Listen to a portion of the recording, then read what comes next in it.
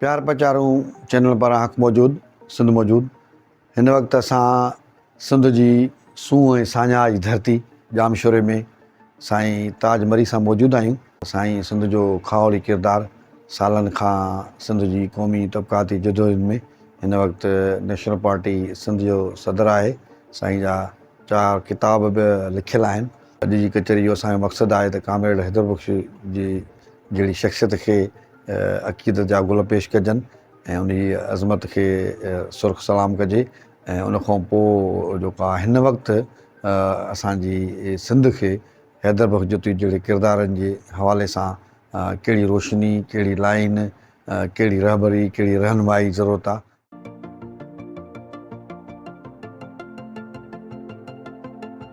Comrade Haidar बख़्श जतोई जे हवाले सां मां जेको सुवालु कयो, हिकिड़ी ॻाल्हि त इहा आहे त हू 45 में 1945 में हारी कमेटी में शामिलु थिए थो। हुन पंहिंजी सियासत जी जेका शुरूआति आहे सा तबक़ाती सियासत खां कई ऐं हुन लिटरेचर जेको आहे सो बि मार्क्सी लिटरेचर खां मुतासिर थी हू हिन पासे जेको आहे सो आयो।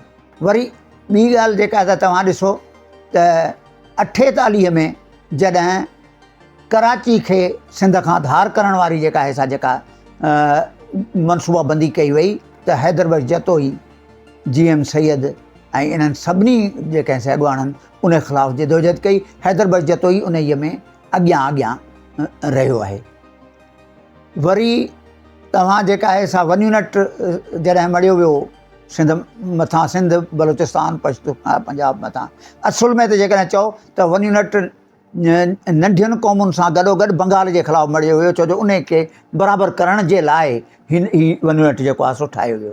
त उन 1 यूनिट जी जेका कमेटी ठही उनजो सेक्रेटरी हो कामरेड, ऐं उन 1 यूनिट जे जेका आहे सा ऐं इन हैदर बख़्श जतोई उन ते बाक़ाइदे हिकिड़ो गीत चई जेको जिए सिंध जो नारो ॾिनो, जिए हारी जिए हारियाणी पुरनूर पोरे अंदरि सुबुह शाम जिए सिंध जिए सिंध। त हाणे इन खे ॾिसो, इहा आहे कम्बिनेशन या चओ त जोड़ा ॻंढापो आहे तबक़ाती ऐं क़ौमी सियासत जो ॻंढापो। त हुन हिकिड़े पासे हुन सियासत तबक़ाती कई आहे, मार्क्सिज़म खां मुतासिर थी सियासत में आयो आहे, पर उन सां गॾोगॾु या हारी तबिके जा ॾुख सूर ॾिसी सियासत में आयो, पर क़ौमी मसइले ते बि अॻियां आहे। ऐं उते जेका आहे सा जिए सिंध जो नारो थो ॾिए। अॼु जेका जिए सिंध जेको आहे त असां वटि बाक़ाइदे सलाम वांगुरु आहे या जिए सिंध तंज़ीमुनि ते नाला आहिनि, उहो असुल में हैदर बख़्श जतोई जो जेको आहे कमु। हारी कमेटी में हैदर बख़्श जतोई जे अचण सां उन में हिकिड़ी नवाण आई, हिकिड़ी जेका आहे जदोजहद जो हिकिड़ो नओं रुख़ आयो। ऐं हैदर बख़्श जतोई जे अचण खां पोइ हिकिड़ो कमु जेको आहे सो इहो थियो त आउं चवां थो सभिनी खां वॾियूं 2 अचीवमेंट आहिनि या 2 कामयाबियूं आहिनि हैदर बख़्श जतोई जी उन जदोजहद जूं। उहो ही त अधु बटाई जो निज़ाम लागू करायो वियो, उहो हैदर बख़्श जतोई जी क़यादत में जेका आहे सा हारी कमेटी उहो कयो। इहो 1900 जेका आहे सा 47 में अची जेका आहे सा टेनेंसी एक्ट अधु बटाई वारो कानून मंज़ूर करायो वियो या उन ते जदोजहद करे उन 47 पोइ 50 में टेनेंसी एक्ट पास कराए ऐं उन टेनेंसी एक्ट जे तहत कानूनी तौर ते इहो लागू कयो वियो त जेका आहे सा अधु बटाई खे कानूनी शिकिल जेका ॾिनी वई सा जेका आहे टेनेंसी एक्ट पास थियण खां पोइ। ऐं पहिरियों भेरो इहो थियो त हाणे हिकिड़ो कानून आहे त हारी जा कहिड़ा हक़ आहिनि ऐं ज़मींदार जा कहिड़ा आहिनि, हुन जा कहिड़ा फ़र्ज़ आहिनि, हुन जा कहिड़ा फ़र्ज़ आहिनि। उन खे बाक़ाइदे उन जी विरासत कई वई ऐं उन बुनियाद ते हारीअ खे बि जीअं ज़मींदार जेकॾहिं ज़मीन जो मालिक आहे त हारीअ खे बि चयो वियो त उहो हारप जो मालिक आहे, यानी ज़मीन में उनजो बि ओतिरो ई हिसो जेको आहे सो आहे, उनखे बेदख़ल नथो करे सघे। इहो जेका आहे सा ऐं अहिड़े तरीक़े सां उन दौर में इहो कानून पास कराइण त छेड़ ऐं बेगर जेका आहे सा ग़ैर क़ानूनी आहे। अॼु त चऊं था असीं बॉन्डेड लेबर जे ख़िलाफ़ु कानून ठहनि था, दुनिया सॼी में थियनि था, पर हुननि 1950 में इहो तय करायो त छेड़ बेगर ग़ैर क़ानूनी माना उहो बॉन्डेड लेबर आहे। हैदर बख्श जतोई इते एस ताईं बि जेका आहे बस कान्हे कई। जॾहिं जस्टिस मुनीर पार्लियामेंट खे टोड़ण वारे गवर्नर जनरल जे कानून खे जेका आहे सा पंहिंजे अदालती फ़ैसिले जे ज़रिए उन खे जेको आहे चयो त इहो सही आहे, क़ानूनी आहे, त उन जे ख़िलाफ़ु कॉमरेड जतोई बाक़ाइदे पम्फलेट लिखियो जस्टिस ऑफ चीफ जस्टिस, जंहिंमें चैलेंज कई जेका आहे सा चीफ जस्टिस जे उन फ़ैसिले खे त हीउ जेको आहे सो तव्हां जेको कयो आहे सो तव्हां क़दम जेको खयो आहे सो गैर क़ानूनी। ऐं अहिड़े ई तरीक़े सां हुन जेका आहे सा जमहूरियत जे लाइ हिते जी जेका आहे सा जेके माण्हुनि जा जेके मसइला आहिनि उन्हनि जे लाइ खयूं। औरतुनि जे हवाले सां जीअं मूं सवेर चयो जी हारियाणी पुरनूर, जी हारी ऐं मज़दूर, जी हारियाणी पुरनूर पूरे अंदरि सुबुह शाम जी सिंध त हारियाणी ऐं हारीअ खे हुन बराबरि जी हैसियत में पेश कयो। इहो ॿिए जे लाइ चवणु सवलो आहे, पर पाण ते अमल करणु इहो वरी अञा थोरो ॾुखियो कमु आहे जेको हैदर बख्श जतोई कयो। हैदर बख्श जतोई पंहिंजो बैत लिखियो पंहिंजी जेका आहे सा घरवारी जे लाइ।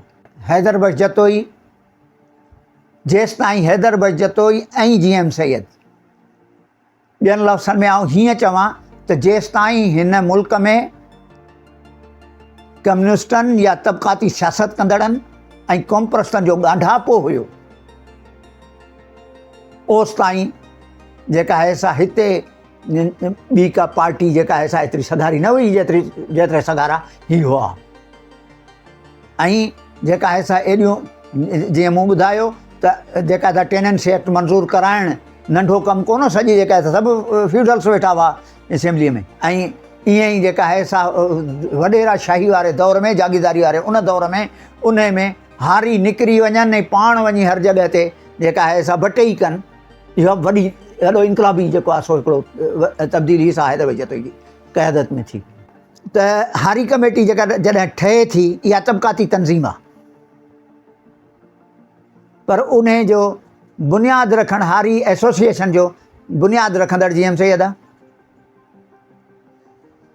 क़ौमी तहरीक में GS सिंध जो नारो ॾियण वारो हैदर बख्श जतोई आहे। इहा कॉम्बिनेशन आहे, इहा जुड़त आहे, इहो ॻांढापो आहे। इन ॻांढापे हिते जेका आहे सा हितां जी तरक़ी पसंदि तहरीक खे सगारो कयो, हितां जी कॉम्प्रस तहरीक खे सगारो कयो, हितां जी जमहूरी तहरीक खे सगारो कयो। ऐं उन खां पोइ 70 खां पोइ जॾहिं इहा टुटी आहे त अॼु पंहिंजो हाल ॾिसो छा पोज़ीशन ते बीठा आहियूं।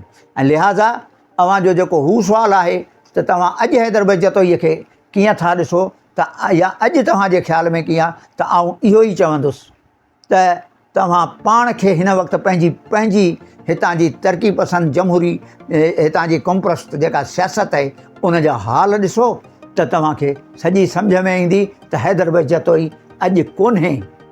इहो महसूसु थींदो हैदर बख्श जतोई अॼु जे दौर में हैदर बख्श जतोई जी ज़रूरत आहे।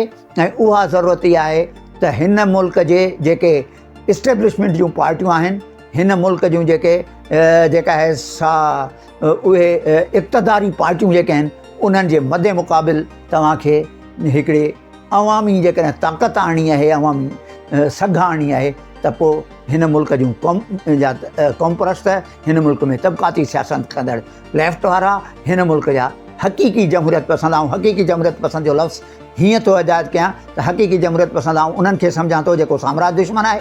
हक़ीक़ी जमहूरियत पसंदि उहो आहे जेको जागीरदारी जो दुश्मन आहे। इन्हनि जो जेको ॻांढापो आहे उहो यानी हैदर बख्श जतोई घुरिजे थो जेको इनखे ॻंढे ऐं हलाए, उहो ई अल्टरनेट थी सघे थो। ऐं भाई थो अॼु जो हैदर बख्श जतोई जे लाइ इहो जेको आहे